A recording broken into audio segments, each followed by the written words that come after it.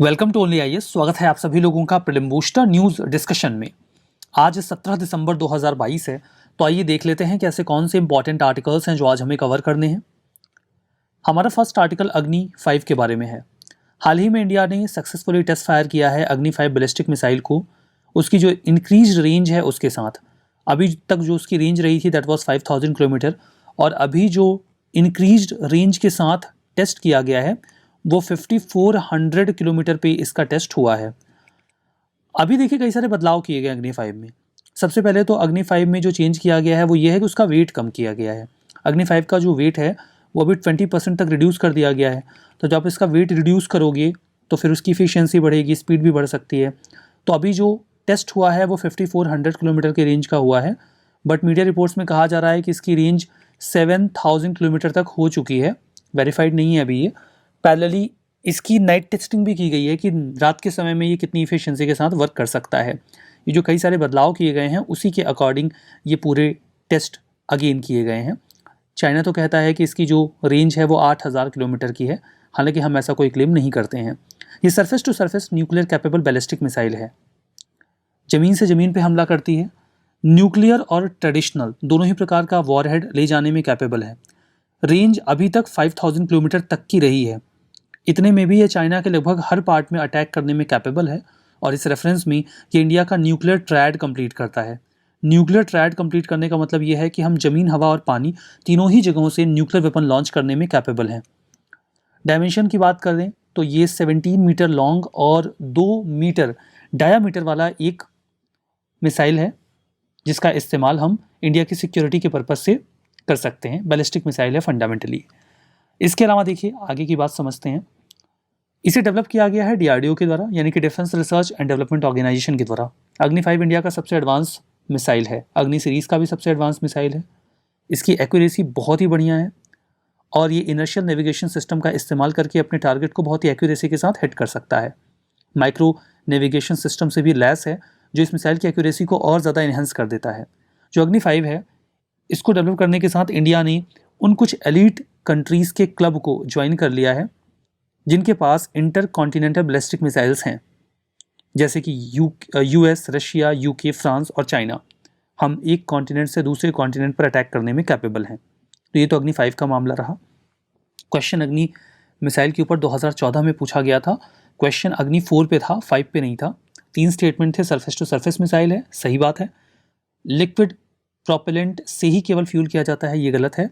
Liquid और solid दोनों ही propellant होते हैं। रेंज 7400 किलोमीटर बता रहे हैं।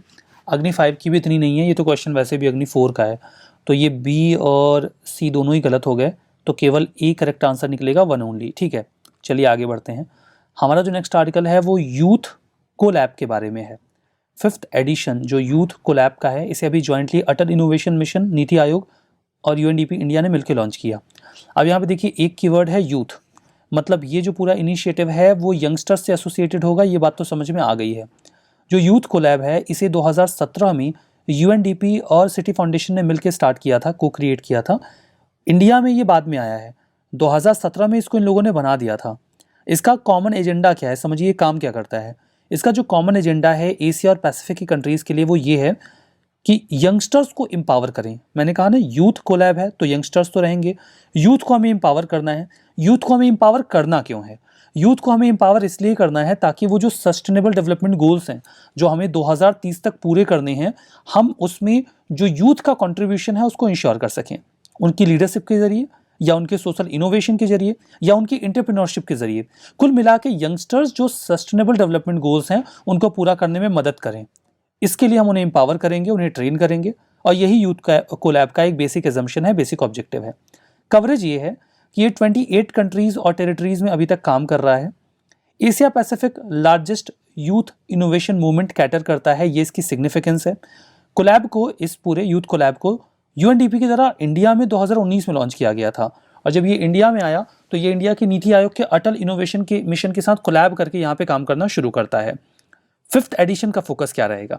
5th एडिशन जो है, यहाँ पे हम यंगस्टर्स लेड जो अर्ली स्टेज सोशल एंटरप्राइज हैं या इनोवेशंस हैं अलग अलग डोमेन में, उनको सपोर्ट करेंगे। एक तो डिजिटल एंड फाइनेंशियल लिटरेसी जो यंगस्टर्स की है उसको इम्प्रूव करेंगे।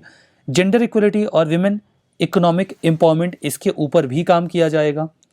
हम फिनटेक सॉल्यूशन डेवलप करेंगे यंगस्टर्स की मदद से, जिसके ज़रिए बायोडाइवर्सिटी को कंजर्व किया जा सके। चौथा ये है कि बायोडाइवर्सिटी फ्रेंडली लाइफस्टाइल को ऑप्ट किया जाएगा, जिसके लिए हम टेक्नोलॉजिकल सॉल्यूशंस भी ऑप्ट करेंगे, स्पेसिफिकली इन फाइनेंशियल सेक्टर। पांचवा ये है कि हम सर्कुलर इकोनॉमी को बढ़ावा देंगे, जिससे कि इनोवेशन को हम बढ़ा सकें, और बिहेवियरल नज किया जाएगा लाइफ के लिए, that is life style for environment. Environment, आप अपनी लाइफ स्टाइल को ऐसे ऑप्ट करिए कि वो हमारे एनवायरमेंट को नुकसान ना पहुँचाए। तो ये तो यूथ कोलैब का मामला हो गया।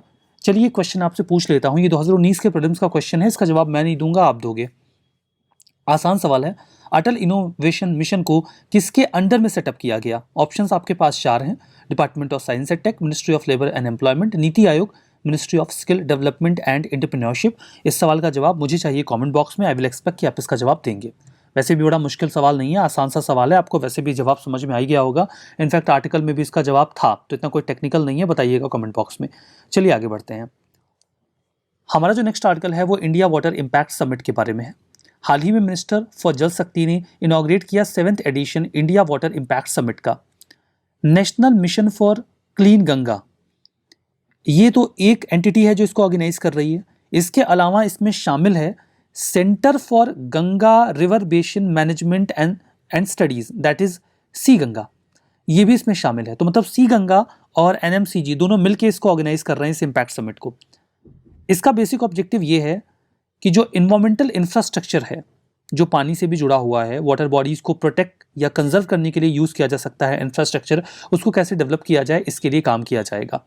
थीम है restoration and conservation of small reverse in large basin. Emphasis रहेगा कि हम मैप करें जो भी वाटर बॉडीज हैं ताकि उन्हें कंजर्व किया जा सके, और फोकस रहेगा 5 P's पर। 5 P का मतलब क्या है? People, policy, plan, programme and project. ये 5P, 4P, 3C, 4C, इन सब चीज़ों का इस्तेमाल मेंस में करने में बड़ा आनंद आता है। मेंस में आप अपना आंसर वगैरह लिखते हो तो इन सब चीज़ों का यूज़ करो, अट्रैक्टिव बनता है आपका आंसर। सी गंगा की बात कर लेते हैं, centre for Ganga river basin management and studies, C Ganga short में बोलते हैं। इसे IIT कानपुर ने 2016 में डेवलप किया था। सेंटर का ऑब्जेक्टिव ये है कि ये सेंटर ऑफ एक्सीलेंस की तरह काम करेगा डेटा कलेक्शन के लिए। अगर हमें गंगा को क्लीन करना है, प्रोटेक्ट करना है, उसके पूरे बेसिन को, हमें प्रॉपर डेटा चाहिए। वो डेटा, नॉलेज और इन्फॉर्मेशन जो हमारे पास होगी, उसी के ज़रिए हम गंगा रिवर बेसिन को प्रोटेक्ट करेंगे। जो सेंटर है वो एक कॉम्प्रिहेंसिव थिंक टैंक की तरह काम करता है national mission for clean Ganga के लिए भी। तो ये तो पूरा मामला इंडिया वाटर इम्पैक्ट समिट का हो गया। चलिए आगे बढ़ते हैं, देखते हैं नेक्स्ट आर्टिकल। हमारा जो नेक्स्ट आर्टिकल है वो PM विरासत का संवर्धन, इस स्कीम के बारे में है। प्रधानमंत्री कौशल को काम कार्यक्रम PMKK, इस स्कीम का नाम अभी बदला गया है। इस स्कीम का नाम बदल के प्रधानमंत्री विरासत का संवर्धन नाम रख दिया गया है। शॉर्ट में आप इसे PM विकास कह सकते हैं। अब थोड़ा नाम पे जाइए। कौशल को काम, कौशल को काम से ऐसा समझ में आ रहा था कि जो भी व्यक्ति स्किल डेवलप्ड है, मतलब किसी को मान लीजिए आपने स्किल डेवलपमेंट किया है, तो स्किल डेवलपमेंट करने के बाद आप उसको एम्प्लॉयमेंट अपॉर्चुनिटी दो, ऐसा तो समझ में आ रहा था कौशल को काम से। लेकिन यहाँ पे जो नाम बदला गया है प्रधानमंत्री विरासत का संवर्धन, आप इस नाम को देखोगे तो आपको इस स्कीम का ज़्यादा बढ़िया तरीके से इसेंस समझ में आ जाएगा। इसमें एक वर्ड है विरासत, विरासत का संवर्धन। अब विरासत का संवर्धन अगर हम बोल रहे हैं तो मतलब इसमें विरासत से जुड़ा हुआ कुछ तो होगा। सबसे पहले सेंट्रल सेक्टर स्कीम है, मतलब जो भी खर्चा लगेगा केंद्र सरकार देगी, राज्यों को नहीं देना पड़ेगा। कौन सी मिनिस्ट्री है? मिनिस्ट्री ऑफ माइनॉरिटी अफेयर्स है। तो एक बात तो क्लियर हो गई कि इसमें जो माइनॉरिटी कम्युनिटी के लोग हैं वो इन्वॉल्व रहेंगे। अब देखिए इसमें विरासत का मामला कैसे आता है। इसमें सबसे पहले तो हम स्किल करेंगे, जो भी माइनॉरिटी कम्युनिटी के मेंबर्स हैं उनको एंटरप्रेन्योरशिप और लीडरशिप की ट्रेनिंग दी जाएगी, ताकि जो ट्रेनिंग दी जाएगी वो किसको दी जाएगी? माइनॉरिटी को और आर्टिशंस कम्युनिटी को। वो आर्टिशन जो काफ़ी लंबे समय से इंडिया के कल्चर से जुड़े हुए कुछ भी चीज़ें डेवलप करते हैं। अब आपको समझ में आ रहा होगा कि यहाँ पे विरासत क्यों जोड़ा गया है, क्योंकि जो हमारी विरासत है वो हमारे जो आर्टिशन कम्युनिटी के लोग हैं वो कैरी ऑन करते हैं। तो प्रधानमंत्री विरासत का संवर्धन जो है वो आर्टिशंस को ट्रेन करके उनके अंदर स्किलिंग और एंटरप्रेन्योरशिप या लीडरशिप को इनकलकेट करने का एक प्रॉपर सा इनिशिएटिव है। PM विकास एक इंटीग्रेटेड स्कीम है जहां पे इसके पहले की 5 स्कीम्स को इसी के साथ मर्ज कर दिया गया है। तो PM विकास स्कीम के तहत क्या मर्ज किया गया है, कौन सी 5 स्कीम्स अब PM विकास के एम्बेड में आ जाएंगी, उनके नाम बता देता हूं। सीखो और कमाओ, उस्ताद, हमारी धरोहर, नई रोशनी, नई मंजिल। ये 5 स्कीम है, रिपीट करता हूँ, सीखो और कमाओ, उस्ताद, हमारी धरोहर, नई रोशनी, नई मंजिल। ये 5 स्कीम्स हैं जो अब पीएम विरासत का पार्ट है या पीएम विकास का पार्ट है।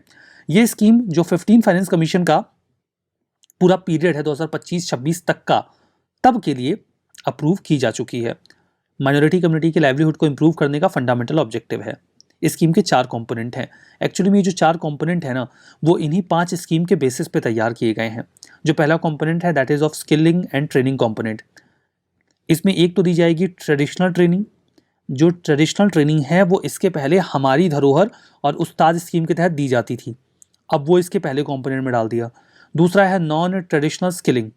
ये नॉन ट्रेडिशनल स्किलिंग जो है ना, वो सीखो और कमाओ स्कीम जो पहले वाली थी उसमें किया जाता था। तो देखो, जो पहला इसका कंपोनेंट है उसमें 3 स्कीम्स के एलिमेंट इन्होंने डाल दिए हैं। दूसरा इसका कंपोनेंट है लीडरशिप एंड एंटरप्रेन्योरशिप कंपोनेंट। इसके पहले नई रोशनी स्कीम हुआ करती थी। तो जो नई रोशनी स्कीम होती थी वो जो वुमेन होती थी माइनॉरिटी कम्युनिटी की, उनके अंदर लीडरशिप को इनकलकेट करने का प्रयास किया जाता था अंडर दिस स्कीम, और उसे अभी इन्होंने सेकंड कंपोनेंट में ऐड कर दिया है। तीसरा कंपोनेंट क्या है? एजुकेशन कंपोनेंट है। नई मंजिल जो इनकी स्कीम पहले वाली थी वो एजुकेशन कंपोनेंट से ही जुड़ी हुई थी। और चौथा है इंफ्रास्ट्रक्चर डेवलपमेंट कंपोनेंट। ये तो हब एंड स्पोक मॉडल जो विलेजेस का होता है उसके बेसिस पे काम करता है। हब में ऐसा आपने साइकिल का पहिया देखा होगा, तो जो सेंटर होता है उसको हब बोलते हैं, इससे स्पोक्स जुड़े होते हैं। इसमें होता क्या है कि आप जो पेरीफेरी वाले एरियाज होते हैं उनको सेंटर से कनेक्ट कर देते हो, that is hub and spoke model. तो ये भी इसका एक कंपोनेंट है। तो चलिए, पीएम विरासत का संवर्धन स्कीम आपने समझ लिया। हमारा जो नेक्स्ट आर्टिकल है वो एरोनॉमी के बारे में है। इसरो यानी कि इंडियन स्पेस रिसर्च ऑर्गेनाइजेशन ने अभी हाल ही में इनिशिएटिव लिया है। हम देखेंगे कि मीनस पे जो भी हम मिशन भेज रहे हैं वो कितना फिजिबल है, सही है कि नहीं है, और हम वहाँ की जो एरोनॉमी है उसे भी स्टडी करेंगे। एरोनॉमी का मतलब क्या होता है पहले ये समझिए। ये जो टर्म है एरोनॉमी, ये आज से 60 साल पहले कॉइन किया गया था। एरोनॉमी का मतलब होता है कि हम जो अपर एटमॉस्फेरिक रीजन है अर्थ का या सोलर सिस्टम में कोई भी और बॉडी है उसका, हम उसे स्टडी करते हैं। तो मान लीजिए ये अर्थ है, आप इसकी जो ऊपर का इन्वायरमेंट है जब उसे स्टडी करेंगे that will be called as aeronomy. Similarly अगर आप वीनस पे जा रहे हो और वीनस के एटमॉस्फेयर के अपर पार्ट को आप स्टडी कर रहे हो तो उसे भी एरोनॉमी ही कहा जाएगा। तो जब आप अपर पार्ट स्टडी करते हो किसी भी सेलेस्टियल बॉडी का इंक्लूडिंग आर अर्थ, तो आप उसकी केमिस्ट्री स्टडी करते हो, उसके डायनेमिक्स, उसके एनर्जी बैलेंस को स्टडी करने की कोशिश करते हो, जो न्यूट्रल पार्टिकल्स हैं उसमें भी और जो चार्ज पार्टिकल्स हैं उसमें भी। That is called as aeronomy. ISRO का वीनस को लेकर जो मिशन है वो शुक्रयान 1 है। शुक्रयान 1 हम भेजने वाले हैं। ये 2024 में लॉन्च किया जाएगा, एक्सपेक्टेड है। इसमें हमने एक ऑर्बिटर रखा हुआ है और एक एटमॉस्फेरिक बलून प्रोब भी रखा हुआ है जो इसको स्टडी करेगा। तो ये तो एरोनॉमी का पूरा मामला हो गया। नेक्स्ट आर्टिकल देखते हैं। हमारा नेक्स्ट आर्टिकल ग्लास रिपोर्ट के बारे में है। हाल ही में global analysis and assessment of sanitation and drinking water report release किया गया। आप इसे शॉर्ट में ग्लास रिपोर्ट कहिए। वर्ल्ड हेल्थ ऑर्गेनाइजेशन WHO और UN वाटर दोनों ने मिलकर इसको रिलीज़ किया है। ग्लास रिपोर्ट डेटा कंपाइल करेगा। नया डेटा कंपाइल किया जाएगा किस बारे में? ड्रिंकिंग वाटर, सैनिटेशन और हाइजीन, वॉश के बारे में। वॉश पे यूपीएससी ने मेंस में क्वेश्चन पूछा था, ध्यान दीजिएगा। 121 कंट्रीज और टेरिटरीज जिसमें 23 एक्सटर्नल सपोर्ट एजेंसीज भी शामिल हैं, इन सब से डेटा कलेक्ट किया जा रहा है जो कि रिलेटेड होगा ड्रिंकिंग वाटर, सैनिटेशन और हाइजीन से। ये ग्लोबल रेफरेंस की तरह भी काम करेगा जो कमिटमेंट, प्रायोरिटी सेटिंग और एक्शन डिसाइड करेगा 2030 का जो हमारा SDG है उसके सेकंड हाफ के लिए। जो सेकंड हाफ है, जो फर्स्ट हाफ है वो 15 से 22 तक चला, जो सेकंड हाफ है वो 23 से 30 तक चलेगा। तो 23 से 30 तक के लिए हम क्या काम करेंगे उसका एजेंडा सेट करेगा ये। पैरेलली 2018 से 2028 का जो डिकेड है उसे UN decade for action on water and sanitation भी डिक्लेयर किया गया है, तो इसके लिए भी ये डेटा काम आ जाएगा। फंडिंग्स में क्या निकल के आया? फंडिंग्स में ये निकल के आया ह्यूमन रिसोर्स जो फॉर वॉश टास्क है उसमें निकल के आया 1/3 से भी कम देश हैं जहां पर ह्यूमन रिसोर्स मेंटेन किया गया है ताकि इसेंशियल वाटर बॉडीज को हम प्रोटेक्ट कर सकें। सिमिलरली 45% कंट्रीज ऐसी हैं जो अपना ड्रिंकिंग वाटर कवरेज का टारगेट मीट करने वाली हैं, लेकिन केवल 25% ही ऐसी हैं जिन्होंने सैनिटेशन टारगेट मीट किया है। यहाँ पे नेशनल टारगेट को अटेन करने के लिए और काम करने की ज़रूरत है। पैरेलली रिसोर्सेज की कमी है।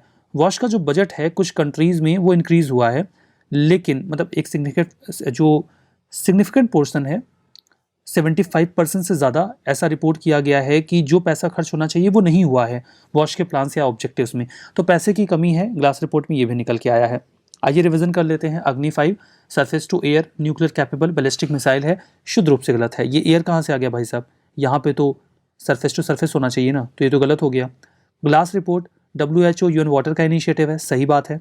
PM विरासत का संवर्धन सेंट्रल सेक्टर स्कीम है मिनिस्ट्री ऑफ कल्चर का, एकदम गलत है। मिनिस्ट्री ऑफ माइनॉरिटी है ना, तो ये तो गलत हो गया। सुक्रियान 1 वीनस पे इसरो का मिशन है, सही बात है।